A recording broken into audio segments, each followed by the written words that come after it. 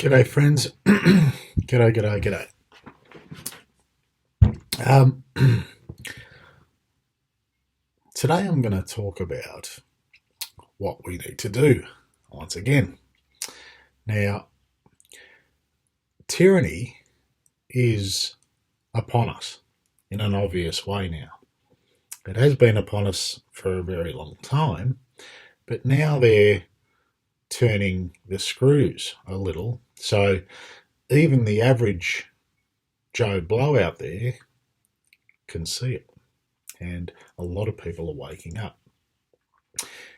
And that's the best part about tyranny, is that when it goes harder, people start seeking the truth. And they wake up out of their slumber, for the most part, a lot quicker than they would before. And the ones of us that have been seeking the truth for many years, now we get our chance to tell them what to do, or show them what to do is probably a better word. Tell by showing. And it's all good to have friends online and be social online, and it's amazing how personalities can come through the chat room and on your Facebook page or your Instagram page or your Telegram page, and you can do IRL, in real life activism, protesting, and it's all well and good to wake people up and to even rebuke people and, point a few fingers here and there, and this guy did this and that guy did that, and this is the history and all that type of thing. But sooner or later, if you keep striving and seeking, you'll realise that even you are doing the wrong thing. And I'm not talking about superficial stuff, watching porn or going to the casino or whatever you might think you're doing that's wrong. I'm talking about the stuff that you can't see about yourself that you're doing that is wrong. And one of the main ones is called covetous practices. And you'll see that term in the Bible, and what it means is that you've rejected God, the way of God, and you've elected a king or a ruler to rule over you and rule over your neighbour. It's really, you've elected him to rule over your neighbour so he can give you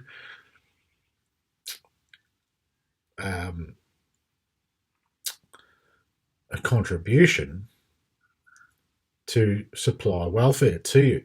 And when I say welfare, I don't mean straight food stamps or, obvious stuff like sitting at home doing nothing and getting welfare. You might have a full-time job, you might pay tax even, but you're still applying to Caesar for benefits. A good mark of this is the social security number. If you've got that number, it means you have privileges. That's why you use the number. It's not only so that they can tax you, it's so that you can receive benefits using that number, even down to just being able to participate in the commercial system, which is why you have the number to participate in the commercial system, commerce. Okay, other people know your number. They know you by your number. That's why it's called the mark, of the beast system. But when you realise that just participating in that system is just fundamentally not right, because In doing so, you become part of that beast system. You give energy to that system. You give allegiance to that system.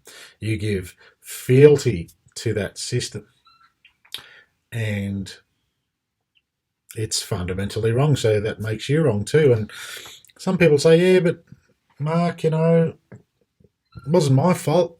I was tricked, and they didn't tell me, and I didn't read the contract, and blah blah blah blah blah blah." And they can kick and scream all they like, but contracts aren't just black and white, where you sign the dotted line.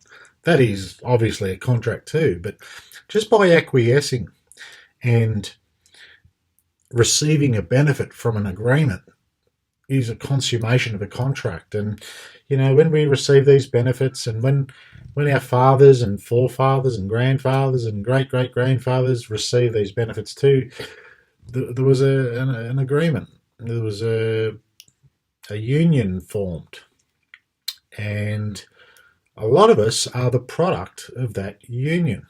We are property of the state, because without the state, we might not have had our education, we might not have had our payouts to our hospital, or our unemployment, or our pensions. So the state has provided for us to a degree. So there's property there. The state's property is invested in us. Okay, for the most part, most people in the at least the Western world, especially. So we're in the system, in the bondage, and we can't just say, "Oh, look, I know it now, and magically speaking, I'm just going to wave my hand and make a claim, and I'm free." It doesn't work like that, because you can't just do witchcraft and say something and it's so. You have to believe it, but true belief is determined by your actions. What are you doing? And see, some people say, "Oh, belief is the enemy of knowing. Belief is the enemy of knowing." Well, no, it's not. They're just two different things. You know something, and then if you really believe in it, you will act. Some people know a lot of things, but they don't act. So let's say your dreams in the future. Now, they might be true if you believe, but you don't know. You don't know that you're going to achieve that dream. Anything could happen. You might die tomorrow. You might have an accident. A friend of mine, he was a soccer star, and he snapped his Achilles tendon, and all of a sudden his dreams are over. You don't know what's going to happen, but you can believe, and sometimes what you believe comes true. So belief and knowing are different things, and if you believe in the truth, there are no guarantees, only that you might be saved. So when you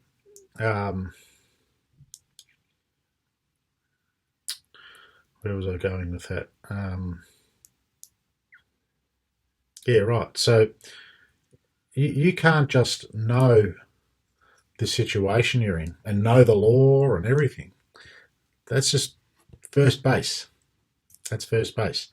What you have to do for the home run to get home is to do what is right, to do what has to be done that you weren't doing before. You were doing the wrong thing. You were calling a man on earth Father, okay, instead of God in heaven. You were workers of iniquity. You were participating in covetous practices. This is because that's all you knew how to do. You were making contracts. You were in a social contract, actually. So unless we do what we have to do, we can't just magically wave our magic wand and all of a sudden we're free. It doesn't work like that. Many people have tried to get ahead of the Lord and walk the plank, and they jump off the edge and there's sharks waiting for them. We need to move forward in fear and trembling. We need to take steps wisely. We just need to obey the truth. And the truth is that the foundation of a free society is gathering according to the way of Christ, first in small groups, determined by your